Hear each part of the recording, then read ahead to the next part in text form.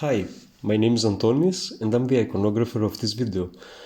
Today you will see me painting the Holy Face of Virgin Mary, and I will try to describe the key moments of painting this icon as best as I can.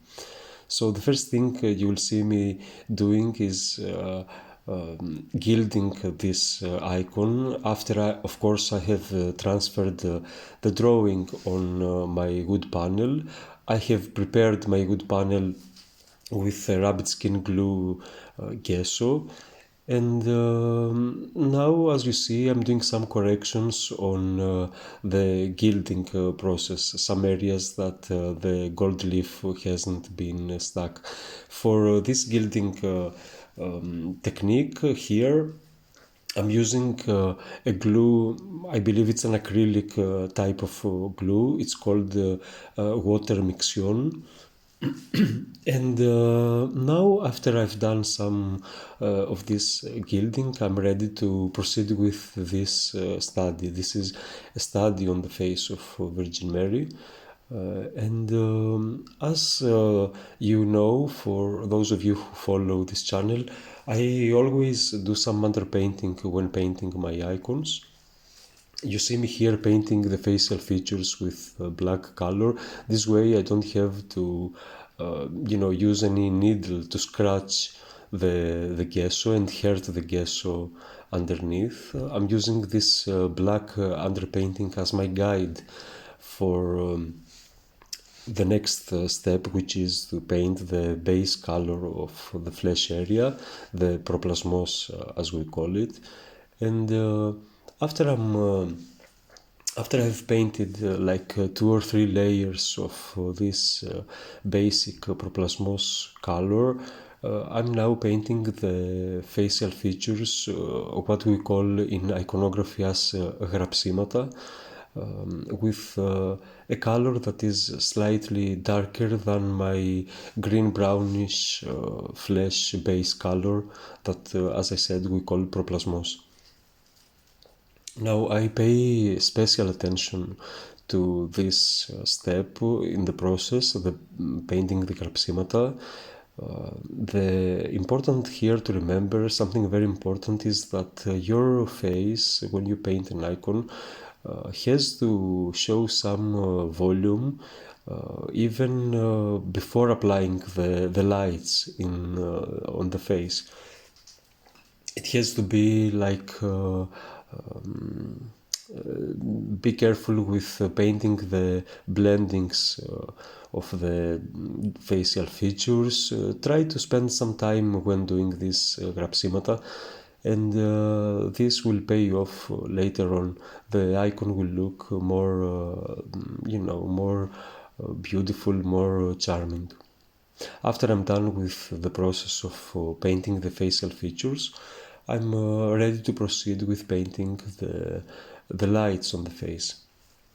Now, for the color of the base, for the base color of proplasmos, I'm using some ivory black, a little bit of cadmium yellow, and a little bit of some kind of red. It can be iron oxide red for most of the parts. I want to have this greenish yellowy color. It has to have some yellowy tint on it.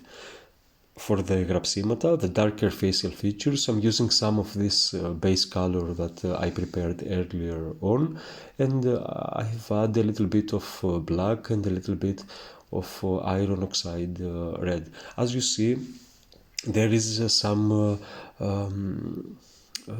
it's not just one color, but when I'm painting the γραψίματα, there is some painting process on them. On some areas it's like they are a little bit more greenish, on other areas they are a little bit more reddish.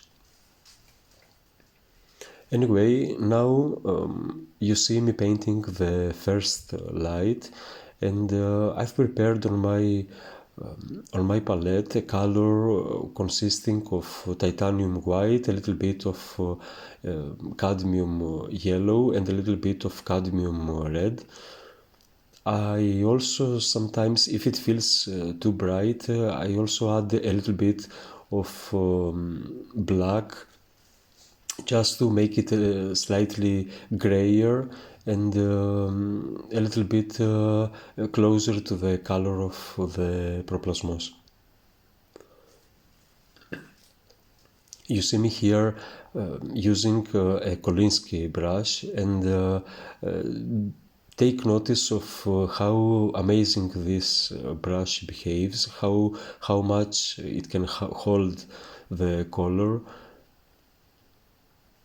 So it's really helpful. The consistency of this color is medium, I would say. It's not very thick and it's not extremely runny, it's not extremely thin. It's thin enough to allow me to paint in this beautiful linear way using the tip of my brush.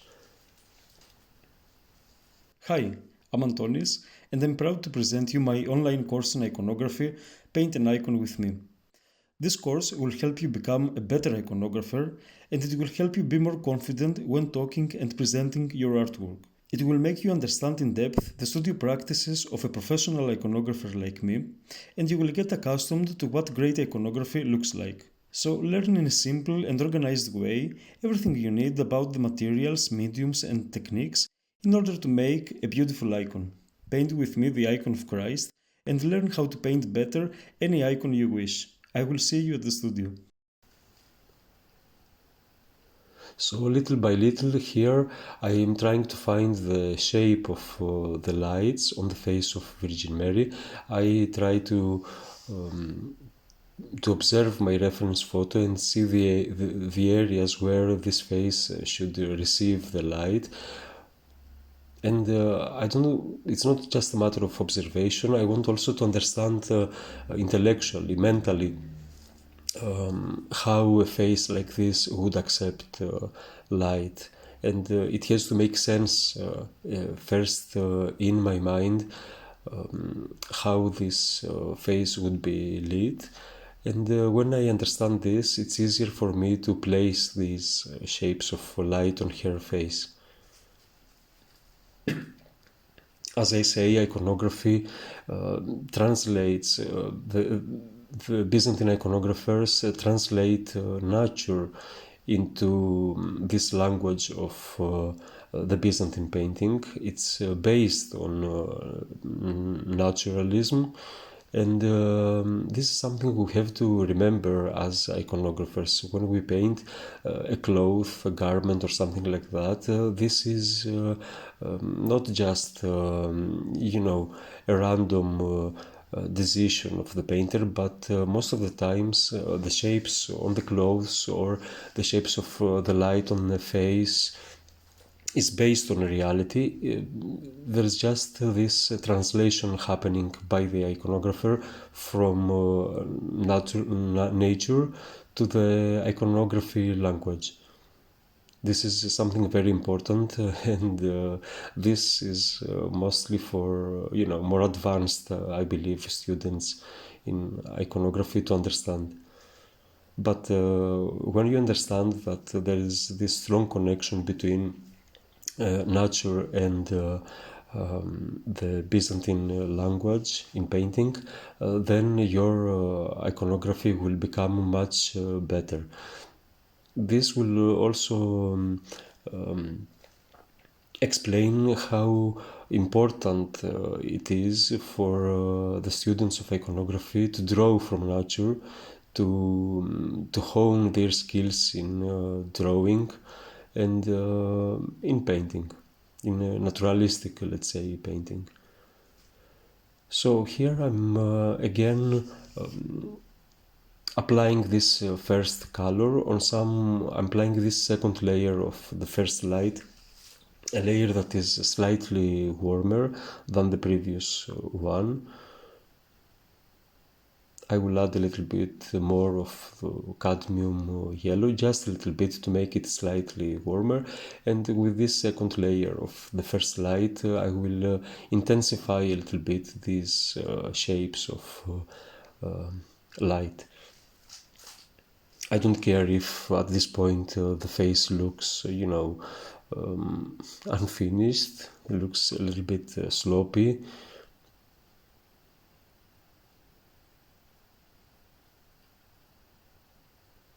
And as I said earlier, that before moving to the first light, the face has to show some volume just by painting the facial features. The same here. Before applying the blending colors, the in-between colors between the first light and the proplasmos, the way we apply the first light should reveal volume.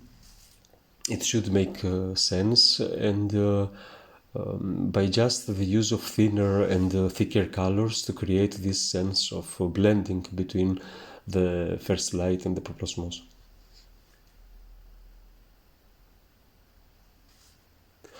Now I'm beginning applying the in-between colors, as you see, and for this I've created colors that are in between the first light and the color of proplasmos.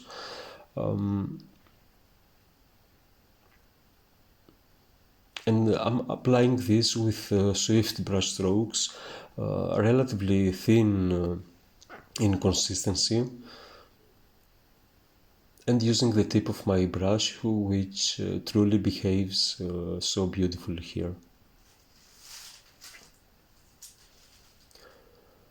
I pay a lot of attention on these shapes of light and which side of these shapes needs a more abrupt transition, which side of this shape needs a more smooth transition, the extent of these shapes, to what extent they seep into the proplasmos.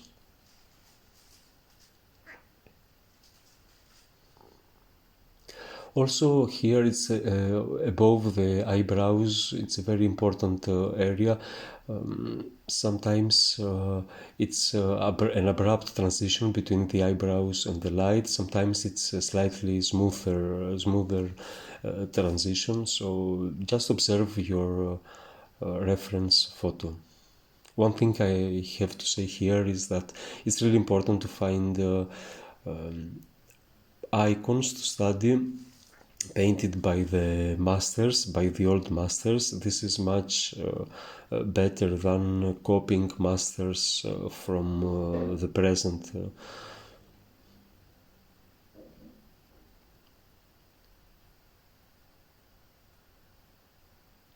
Many students just use contemporary paintings to study just because the analysis is better and they can see each and every detail. But if you want to go deep into studying iconography, the best is to find an old icon that you like. And even if there are some issues with the icon from time, this will teach you so much more than studying a modern iconographer. All us iconographers of today study the old masters. So why not a student go directly to the source and study from those masters? So anyway, here you see it's a process of going back and forth and blending the first light with the proplasmos. It's a process that it takes a lot of time and it takes a lot of thinking. It's not step 1, step 2, step 3. It has some structure, I guess, but it's also a matter of intuition and thinking and taking decisions on what color I will use where, and applying this color in a way that makes sense.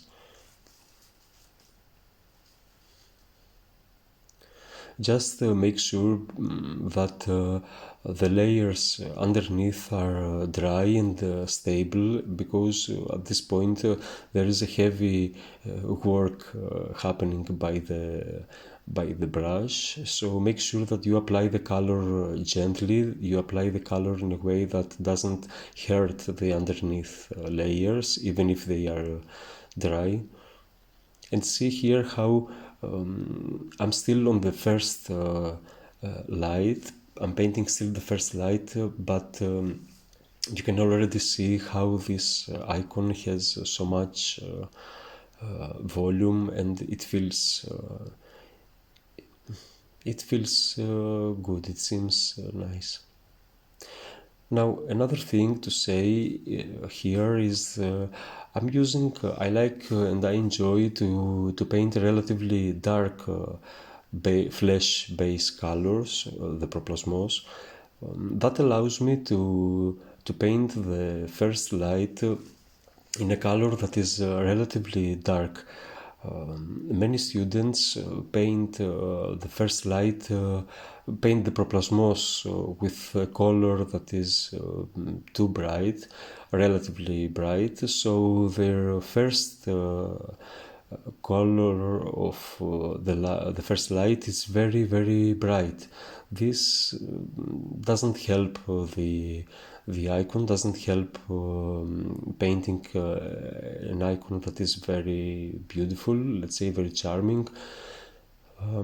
So make sure that your first light is not something very, very bright. Of course, we need this this contrast between the first light and the proplasmos. That's why a darker proplasmos will give us enough contrast with the first light, even if the first light is not very, very bright.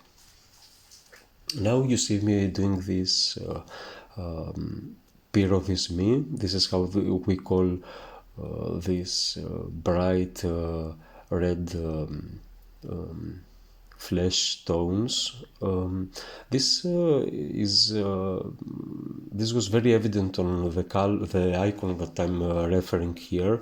The icon that I'm painting after is the Annunciation from Ohrid. Is an icon from Ohrid, and I'm referring this icon, and on my reference photo I can see these very bright orangey colors on the cheeks that create this sense of life, give some life to the icon, some naturalism to the icon.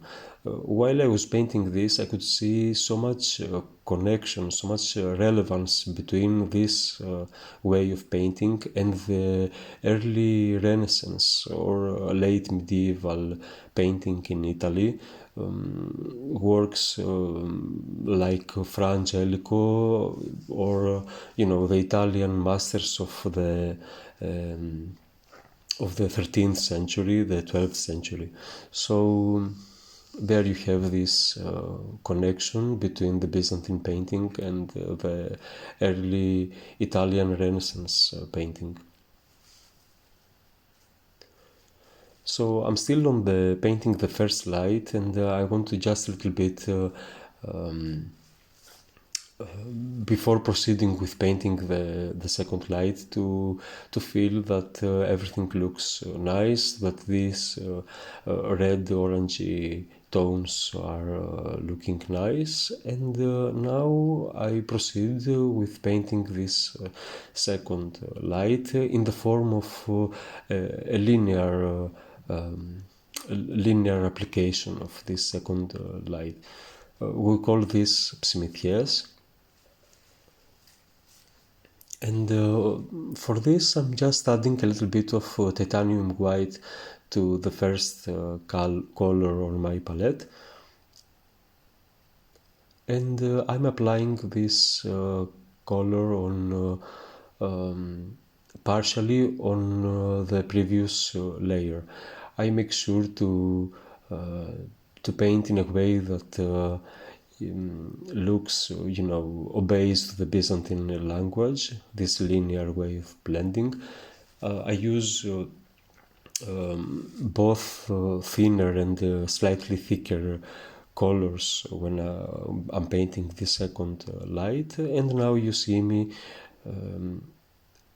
painting a third light, like it's almost titanium white, pure titanium white. Almost. I've broken it slightly. It seems white, but it is slightly broken with a color of the second light. And now I'm doing these ψημιθιές very carefully, and you see that you don't have to do much. They require just some steady hand. You have to decide where to place them, where these ψημιθιές will begin, where these lines of highlight will end.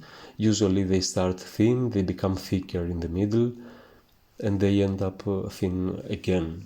And when we apply those, you see how beautifully they look, how directly the head looks almost finished.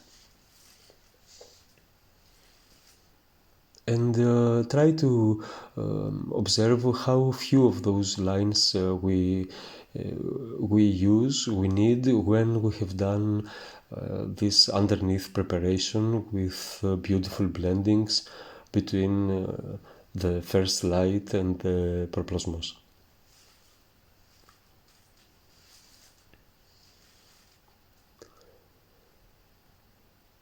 Now I will place these lights right next to the iris of the eyes. So I'll create this grayish, blue-grayish color that is slightly brighter than the προπλωσμός. There are many ways of painting this white part. Now I will blend this light a little bit more with my προπλωσμός, and later on you will see me painting the highlight with pure titanium white. Make sure that this is very discreet. It is attached to the iris, but it definitely doesn't touch the upper eyelid. This is a very common mistake for student iconographers, to attach this light on top of the eye, or making these highlights very, very, they paint them not discreetly, but, they add a lot of white color in a way that doesn't give the sense of beauty. Here I'm intensifying a little bit the areas of the light on the cheeks, etc. For this I don't want to disturb too much the ψημιθιές with this next layer, so I'm preparing a color that is very thin on my palette, and with this thin color I will intensify a little bit the areas of the light.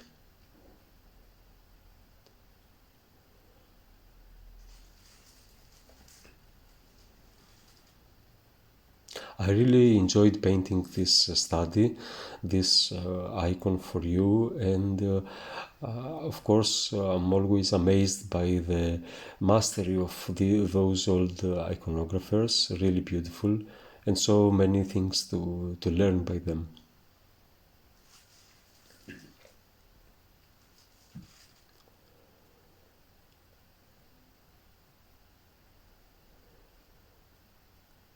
So little by little this icon comes to its completion. You can find more tutorials on my Patreon, my Patreon page, and of course you can check my online course on iconography, on painting an icon from the beginning to the end, how to draw something, the facial features, how to draw anything, and the whole process of icon painting from early on until the varnishing stage. Here you see me painting the pupils in the eyes, something that's the most satisfying thing ever, and a second darker here outline of the facial features, just to intensify some areas here. Make sure you are very discreet and everything looks nice.